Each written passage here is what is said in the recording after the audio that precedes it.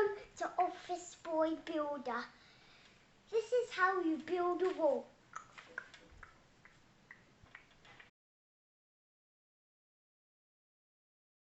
I am now just framing out this wall here. This is the wall that's going to sit between the kitchen, this kind of playroom for the kids.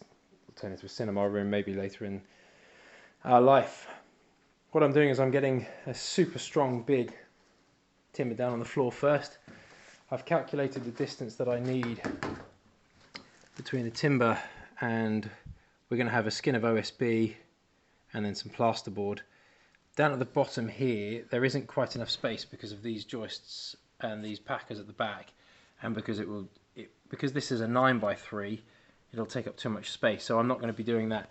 I don't need to worry about this, but this is where the 8x3 studs need to stand up, and then there'll be 11mm OSB, 12mm plasterboard, and then there's space for about 3 or 4mm of skim. So this sitting a bit further forward actually isn't an issue. What's more important is that it is nice and flat and nice and level across there.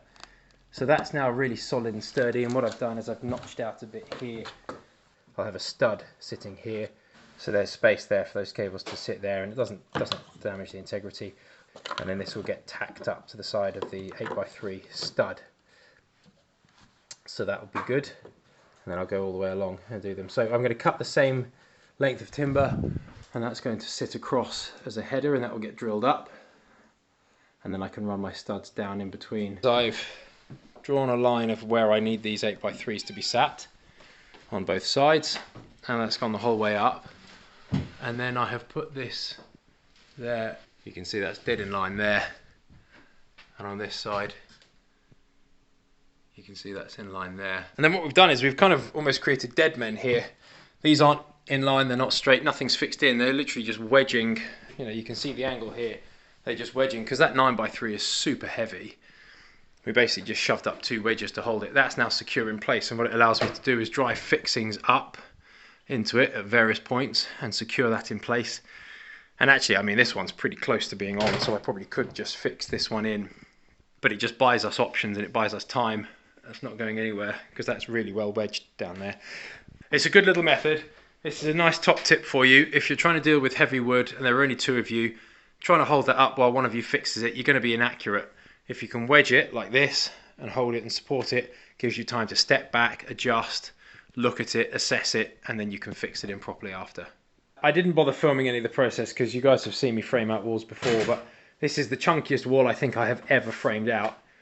These are 8x3s with a 9x3 on the base and on the top. They are dead on everywhere. So yeah, it's good. I'm happy with that. They're all nice and neat and plumb and solid. I can put a row of noggins in straight across here, and that is that finished. Lovely, lovely, tight, snug, square noggins. I cut them all by hand because it's 10 PM now and I don't want to wake the kids up.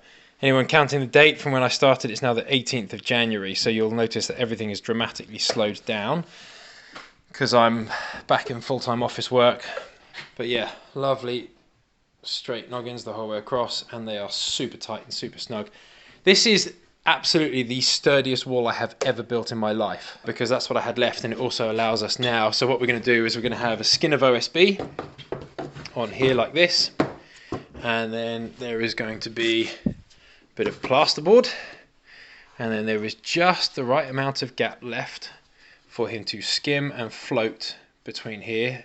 The plasterer was very happy for me to do that so that he could then add his skim coat and float and hide that, and that will all just become one wall. The reason that we're putting OSB on this side, even though it's absurdly sturdy, is because having just a little skin of OSB, well, it basically gives us the option to hang anything wherever the hell we want it. We don't ever really need to think about it too much. It's a little bit overkill, but it just makes life easier rather than trying to find a stud, you know, however big those studs are. We could hang anything on that. This wall is almost finished. This is an internal wall because all the last of the plasterboard has now been delivered, ready for this space to be plastered.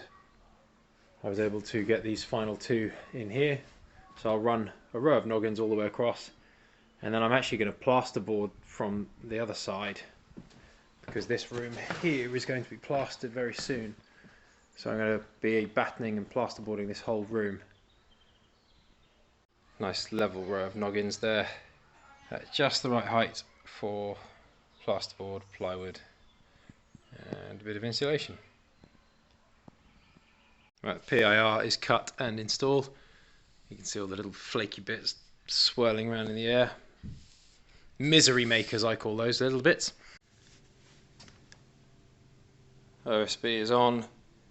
Now I'm using 18mm OSB in this instance because I want to pack this out. Where the wall was slightly uneven, the old original brick wall, it was slightly uneven top to bottom. There's a slight bend in it, and so I got it plumb here, but it was slightly out there. Not an issue, but what it means is I'm packing out with a little bit of extra timber using 18mm, and then when I counter batten and plasterboard, the whole thing will be flush the whole way across.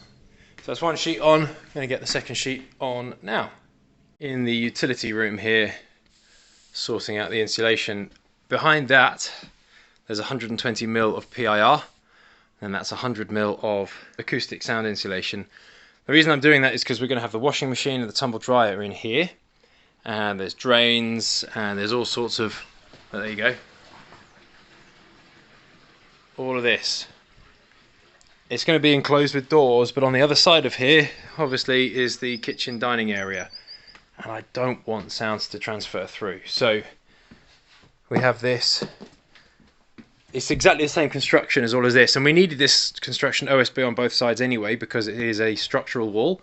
This is holding the second story above it, but I wanted it super sound insulated because I really didn't want that. Then if you can read that on the side there, it says party wall. It's not because this is a party wall, it's not because there are going to be parties in here either because of COVID, but it does block sound a lot. So it smushes in nicely without compressing it too much, and yeah, it holds really well. There's no kind of bulge or anything like this on the OSB when it's cinched in.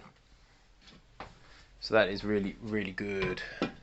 It is Saturday and I've got some mates here helping me. We are going to be battening out and plasterboarding this entire room, the entire back kitchen area. We are also going to be finally putting the super quilt up on the ceiling and counter battening that, ready for that to be plasterboarded and then plastered. So we are getting really close to having this room look like a room, which is going to be very nice. So what I'm going to do is I'm going to set you up on a time lapse. I'm not really going to explain what we're doing so much, and hopefully make it so that you can see exactly what's going on as we're doing it.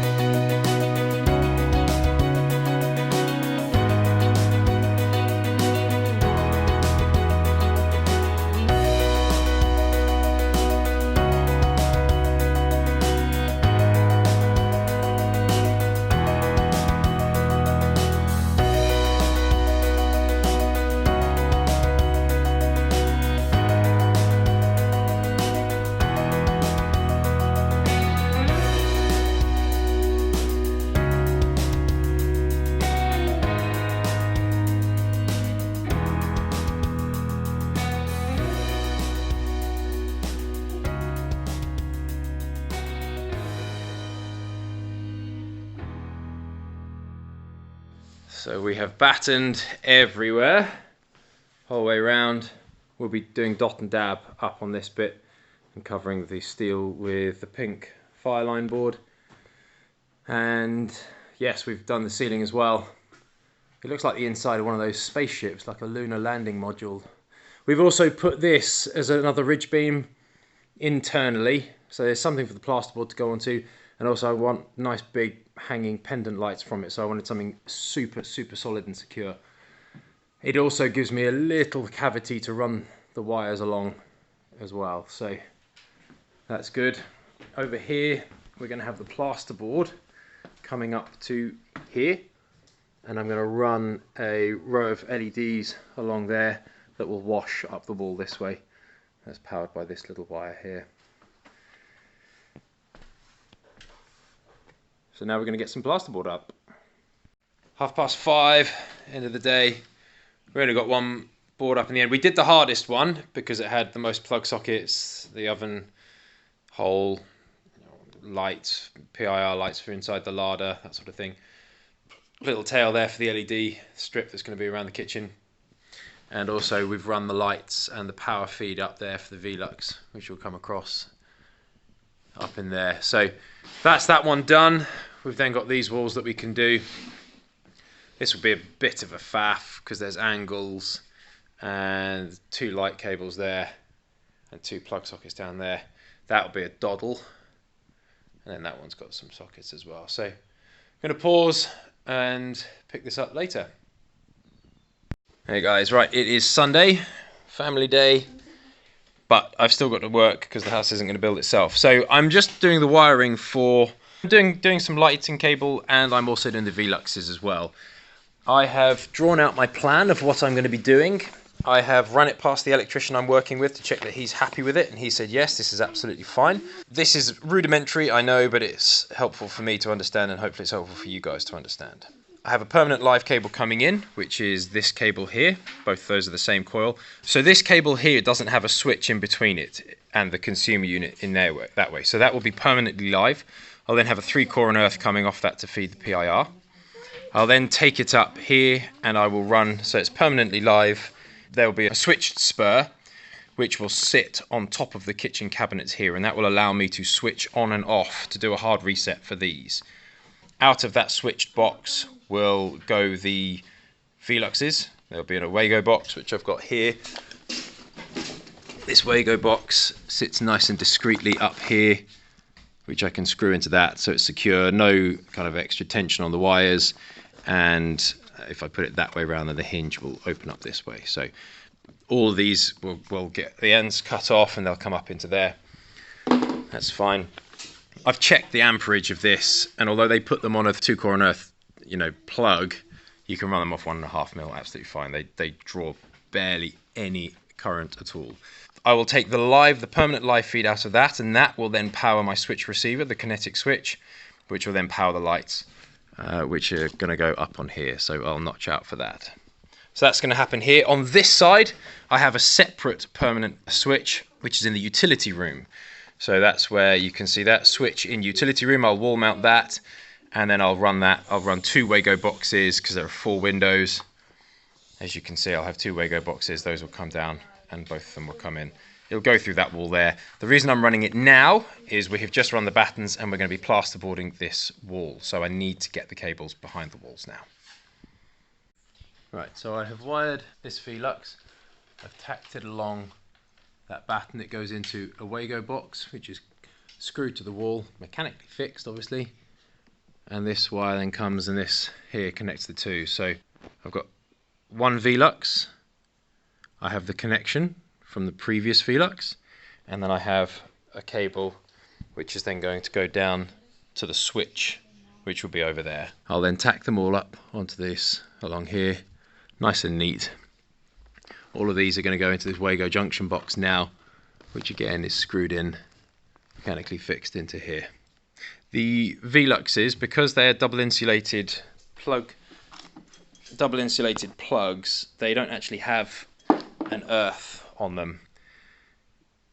I've got the earth on this twin and earth here, so I've connected them up obviously because it helps with the CPC, but It's not strictly necessary for the Velux.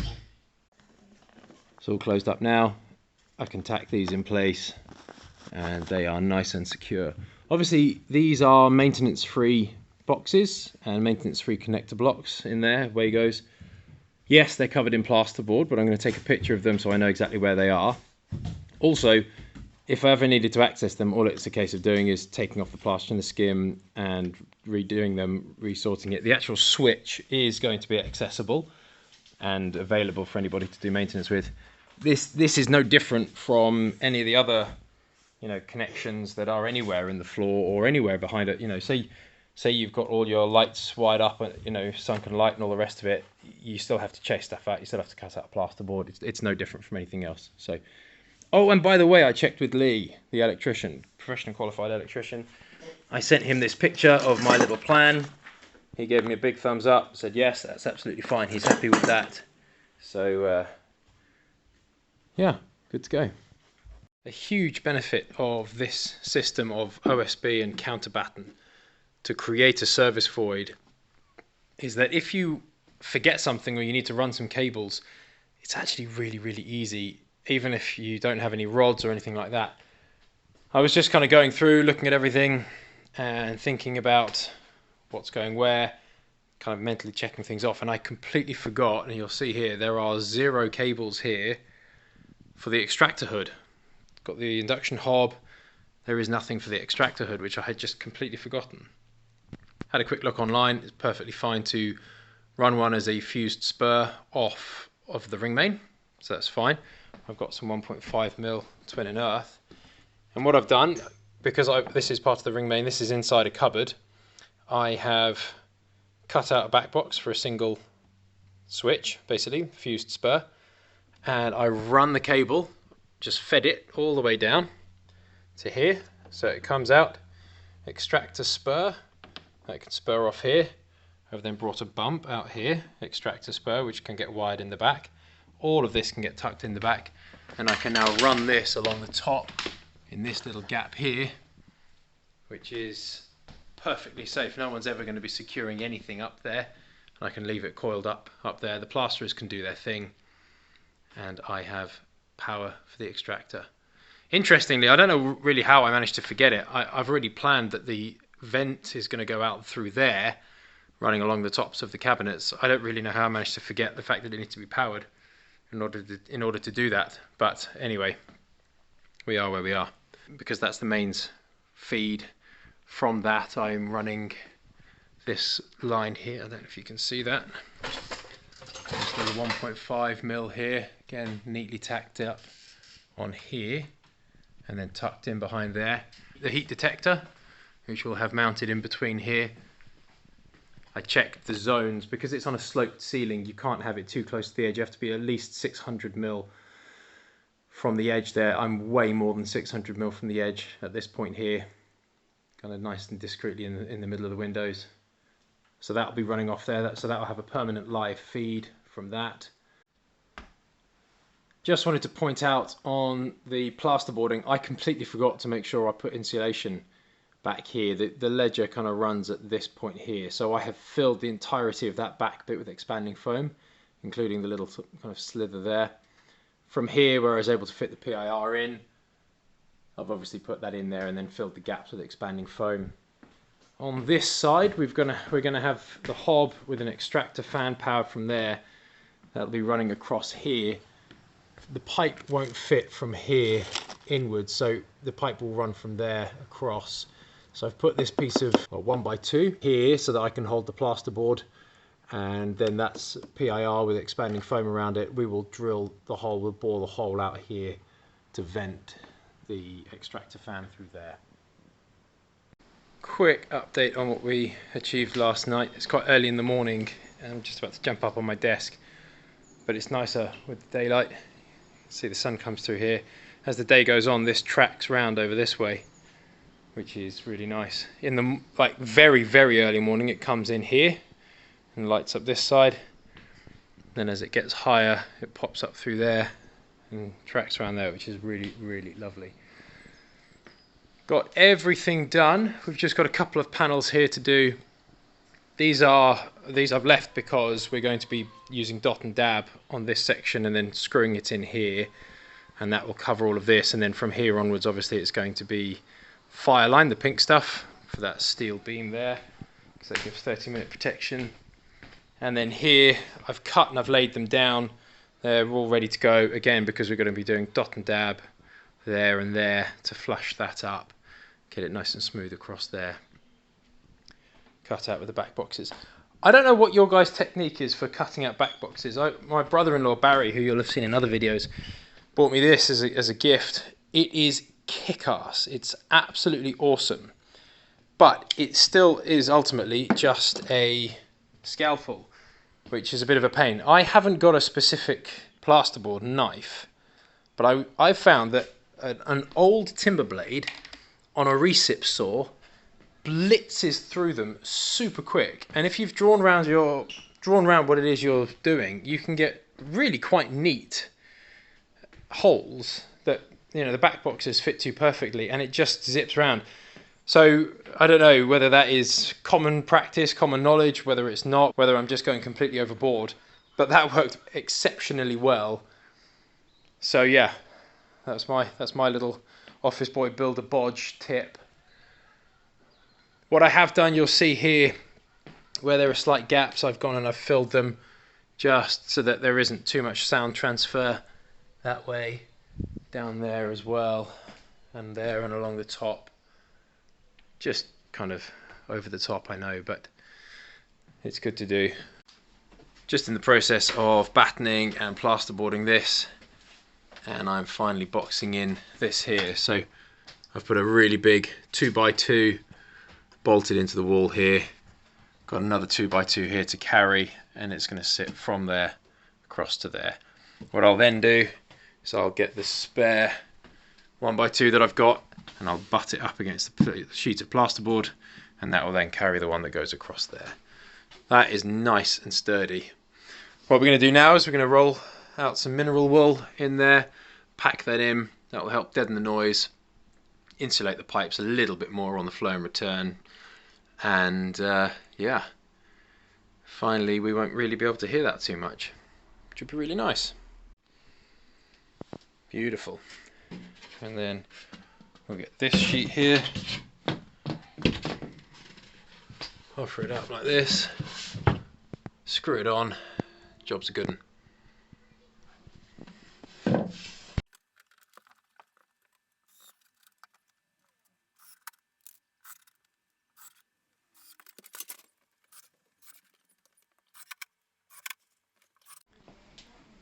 It's getting quite dark now, 5:15.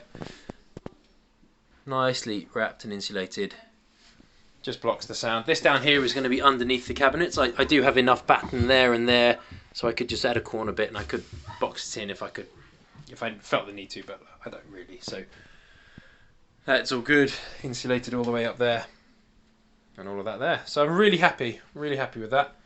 It's all ready to go. Got a wall cabinet, above counter plug socket there. I've just done a spur off that one.